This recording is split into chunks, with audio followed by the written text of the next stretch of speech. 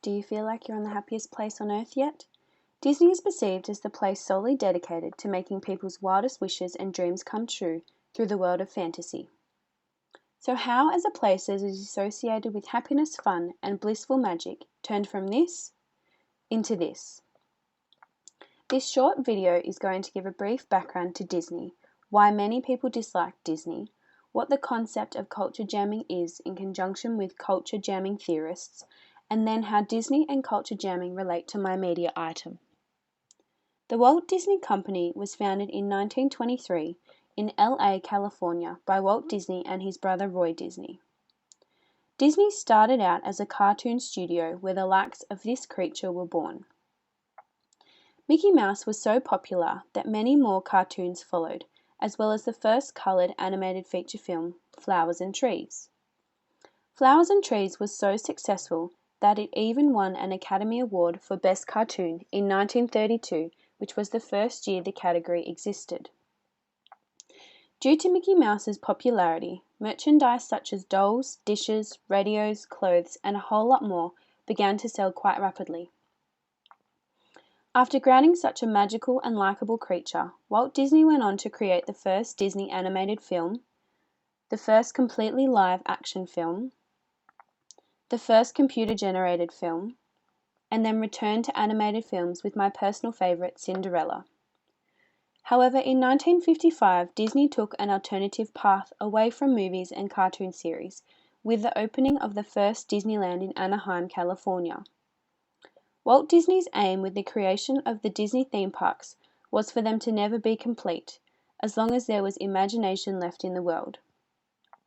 In other words, as long as Disney kept creating films, the theme parks would be updated with rides and attractions related to those new films. There are now 11 Disney-related theme parks in the world. Disney also has many TV channels, a record company, a cruise line company, and several consumer products and interactive media companies. However, it is evident that Disney has caused anger and frustration among groups and individuals. Some environmentalists are against Disney due to the deforestation that occurs when building theme parks and the creation of millions of children's books. Some feminists also dislike Disney as they feel the films are gender stereotyped, with the female characters rarely being the heroes. Further, human rights activists are strongly against Disney due to its use of sweatshops in countries such as Asia to produce their merchandise. Lastly, but definitely not least, Disney workers can be said to dislike Disney as they often go on strike in the bid to achieve better working conditions and better pay. Now, how do such individuals relate to my media item? My media item is an image of two Rainforest Action Network activists who in 2011 dressed up as Mickey and Minnie Mouse and chained themselves to the gates of Disneyland. Additionally, this large sign was hung over the Disney entry.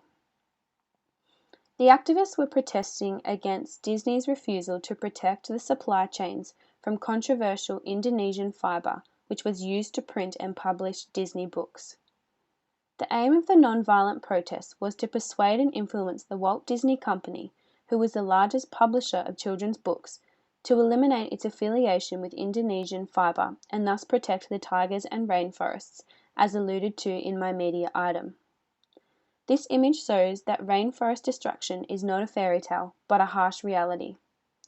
Despite this media item clearly relating to peaceful protest, it also relates heavily to the concept of culture jamming. One of my main theorists I have used for this video is Vince Carducci, who wrote an article called Culture Jamming, A Social Perspective. Carducci uses Handelman and Kozinets to define culture jamming as an organized social activist effort that aims to counter the overflow of consumption-oriented messages in the mass media.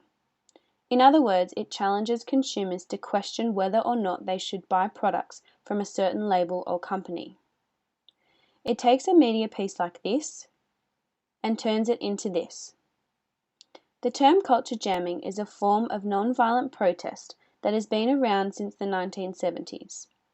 It was inspired by the technique of electronically interfering with broadcast signals for military and political purposes and is believed to have been invented by the 1984 performance and activist group Negativland through their album titled JamCon.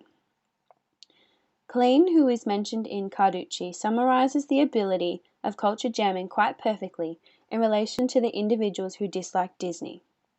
By providing an incentive for producers to respond to socially responsible demands for sustainability of the environment through green products and an end to labor exploitation through fair trade and anti-sweatshop production and distribution, culture jammers may in fact be performing a beneficial and some might even say necessary function as a consumer.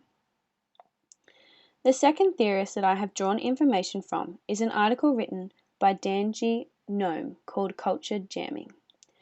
Noam uses this example of a culture jam created by the Adbusters Media Foundation, which is a Canadian-based culture jamming group. This image is an example of a counter message that mimics Nike's own method of communication and sends a message, a subvertisement, which is completely juxtaposed to the original image intended. Noam highlights how Nike and Disney have been strongly criticized by the individuals I discussed earlier. Culture jamming is thus political in nature as it makes consumerism a political topic. Culture jamming is a way of advocating for change, which, if we return to my media item, is exactly what the image is trying to persuade Disney to do: change. My media item can relate to culture jamming as it uses the popular trademark of Mickey and Minnie Mouse and repurposes it into an anti-Disney message. The implication of this image is that it challenges consumers to think that if they are willing to support Disney, then they are also willing to support the deforestation and extinction of many animals from the destruction of Indonesian rainforests. As Noam highlights, companies become more vulnerable to public opinion through culture jamming and need to adjust their business practices to the concerns of consumers. My media item created by the Rainforest Action Network challenged Disney's business practice and as a result influenced Disney to adjust their business practice by excluding fiber produced via the destruction of tropical rainforests in 2012. To conclude, Disney is a mega corporation in which culture jammers are against. Culture jammers take a corporation's trademark, such as Mickey Mouse, and repurpose it in order to make consumers think about what they are consuming.